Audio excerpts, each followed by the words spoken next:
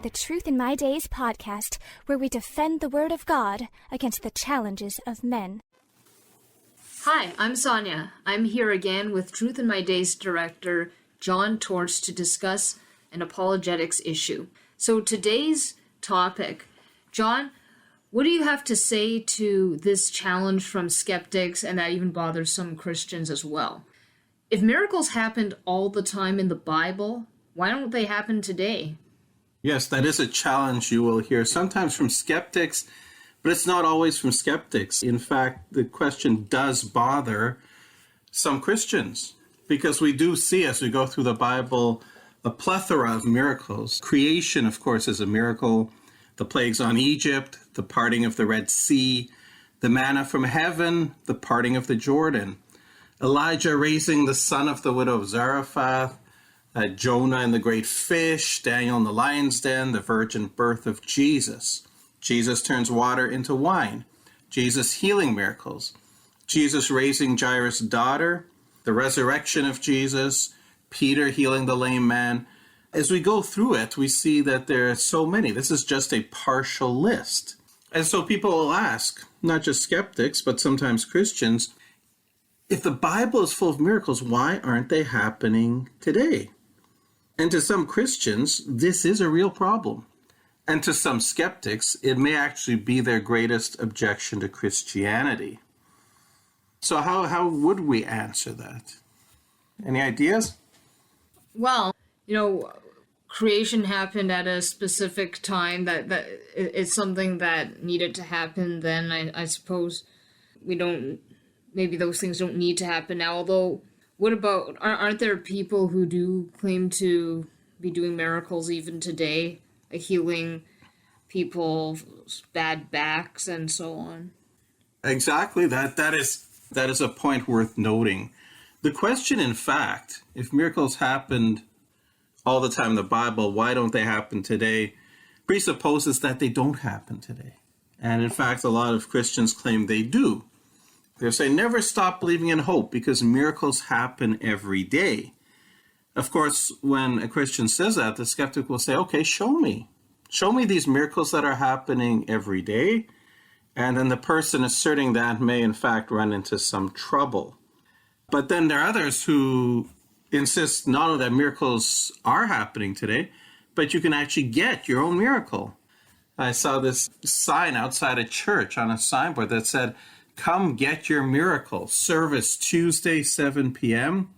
We have Joseph Prince, for example. Come as you are and receive your miracle. 25th January 2018.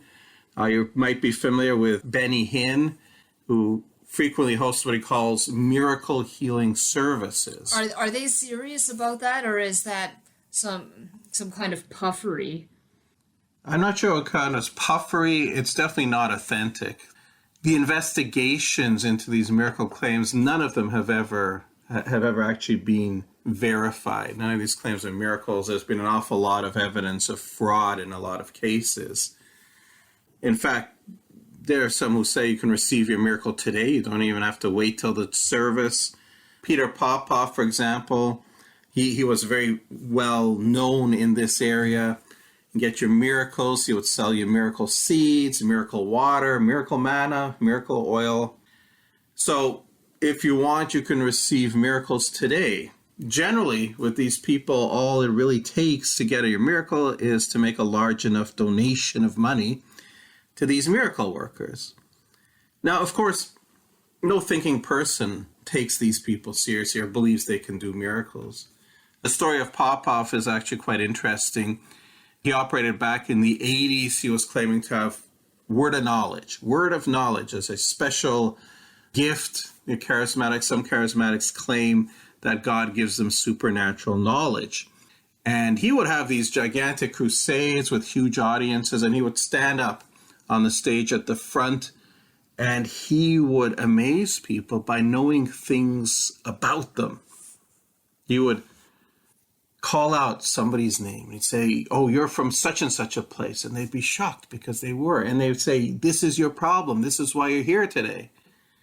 And they were shocked because he always got them right. No social media in those days to stalk members of the audience? There was no social media in those days, no. But there was technology. There's a famous debunker of supernatural claims named James Randi, where a team of people decided to debunk Popoff's claims. And they went in with radio scanners to one of his crusades, and they detected that he was actually getting this information via an earpiece. It was being fed to him by his wife, who was collecting them from the cards that people had to fill in as they came into the crusade. And it was very interesting, the fall of Peter Popoff at the time. He went on to one of these major American talk shows, along with Randy. And they showed a film of his crusade, and Popoff was insisting that it was authentic, this was a gift of God, he was getting the knowledge from God. Randy was insisting, no, it's a fraud. Popoff said, no, it's the word of God, the word of knowledge from God. And then Randy played the tape again of the crusade, and this time with the soundtrack that his radio scanners had picked up, showing that he was in fact getting the information fed into his earpiece by his wife, who was actually quite insulting and rude to some of these people. And that just destroyed him in public. It wasn't the only thing they showed about him. They sent in a person, a plant, Randy and his team, and this plant showed up, and she claimed that she had uterine cancer. And in public, he healed her of uterine cancer. What do you think of that?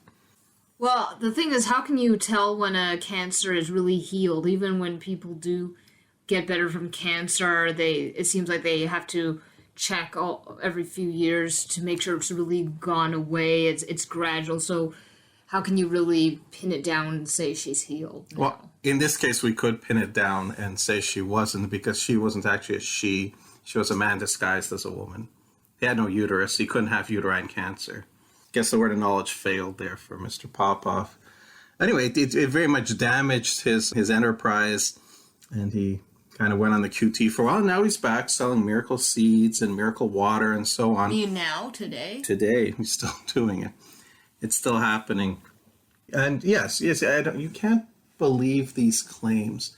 The things, if you look at authentic miracles, the kind of stuff Jesus did, it shocked people. It was things that they'd never seen. They're very obvious. If you have a paralyzed man and Jesus says to him, get up and walk, and he gets up and walks, like that's undeniable. Unless he wasn't really paralyzed, but I guess everybody who'd known him for years knew he was paralyzed. Yes, this fellow would have had to start pretending to be paralyzed 30 years before Jesus came along. How did he know that? How did he fix that up? A man who was born blind, everybody knew, his parents knew he was born blind. That's interesting in John chapter 9, where Jesus heals this man who's born blind, and the Pharisees call for an investigation. They call his parents, and his parents testify, yes, this is our son, yes, he was born blind, but how he got his sight back, we don't know. And it says because they were afraid of the Jewish leaders, because they'd already said that anyone who confesses Jesus would be put out of the synagogue. So these parents were actually making an admission against interest. They didn't want to side with the son because they didn't want to be put out of the synagogue. They still said it. So a man with a withered hand, you can see whether it's withered or not. So this is the thing about Jesus' miracles, that they couldn't be faked. They couldn't be faked, especially the resurrection. I remember seeing an interesting show some years ago in one of the bigger churches here in Toronto. They brought in Andre Cole, the illusionist. Yes. In secular circles, he'd be called a magician, but he called himself an illusionist because he was very clear that what he did was simply illusion and nothing to do with any kind of special powers. But it was very, very interesting. He put on a show there on the stage, and people were just amazed. They couldn't figure out how he did these. And now you can. You can look on the internet and see all these shows about the great secrets of magic revealed. But they didn't have that then. And he amazed people. And after he finished his last illusion, he was a Christian. He started talking about it, became a Christian, and he decided, with all his knowledge and skills as an illusionist, how would he fake the resurrection? And he said he thought it through, considered everything he knew, and came to the conclusion he couldn't do it. You're saying if he couldn't fake it, certainly people in the first century couldn't fake it. So that carried weight. When you look at what these kind of people are doing, it's a very different thing. They will say things like, there's someone out there in TV land who has a bad back, but healed. And the bad back is healed. Well, how do you know who's out there in TV land who's got a bad back? Many people. Yes, but how do you know any of them was actually healed? Well, they might just assume somebody else was. Well, they would assume that. Exactly. That's how this works. I had a friend once who went to one of these conferences where one of these types was giving a talk, and he was sitting at a table. There were maybe a dozen people, maybe 20 people at the table. And she came around, this prophetess calling herself that, and she said, one person at this table. There's a person at this table who has cancer. Well, my friend was astounded because, in fact, somebody had gone there with him who did have cancer. And he was asking me the next day, he said, how could she possibly know? It's got to be miraculous knowledge here, right? And I said to him, look, there's 20 people at your table. How many of them do you know personally? He said 2. So if she said somebody at this table has cancer, and neither of the 2 people you know happen to have had cancer, what would you have assumed? Well, I would have assumed one of the other 18, one of the other 17 had it. Exactly. It's a very safe claim to make. Especially because it's rude to ask people you don't know about their medical information. Exactly. So here's the thing. It's a very safe claim to make because even if nobody at the table has cancer, everyone will assume somebody does. So you won't be caught out. So this kind of claims of miracles, they're around, but I would discount them. I think thinking people would discount them. So what do you do about this? The challenge, again, if the Bible is full of miracles, why don't we see them today? If these popular claims, these high-profile claims are fraudulent, then why aren't we seeing them? So what do you do about this? The challenge, again, if the Bible is full of miracles, why don't we see them today? If these popular claims, these high-profile claims are fraudulent, then why aren't we seeing them? Well, could it be that maybe they are happening because really anytime somebody does recover from a disease, you could say that God healed the person and it's a miracle. We just don't acknowledge it that way. It could be, but then people would say that a miracle is overriding the natural processes of the world. We have immune systems. Our body does have self-healing mechanisms internally, so we do tend to recover from many illnesses. So they would say we want to see something more than that. One response that comes up sometimes is, oh, miracles only happen if you believe in miracles. It sounds like Santa Claus.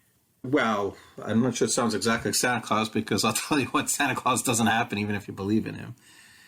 Thank you, everyone, for listening today. Unfortunately, we have run out of time, but please join us for the next part tomorrow. Same time and same place. If you enjoy our content and think this is important material, the best compliment you can pay is by sharing this with your friends and family. This helps us out a lot. Also, if you enjoyed today's program, please like, comment, share, and subscribe to this podcast. We would love to hear from you. Thank you for listening to the Truth in My Days podcast with John Torse. We would love to hear from you. Please feel free to share any questions or comments you may have. You can reach us on Facebook, Instagram, MeWe, and YouTube. Simply search Truth in My Days as one word. Again, Truth in My Days as one word, no spaces in between. And you can connect with us. You may also visit our website for more comprehensive material and to learn more about our ministry. Our website is truthinmydays.com. Thank you.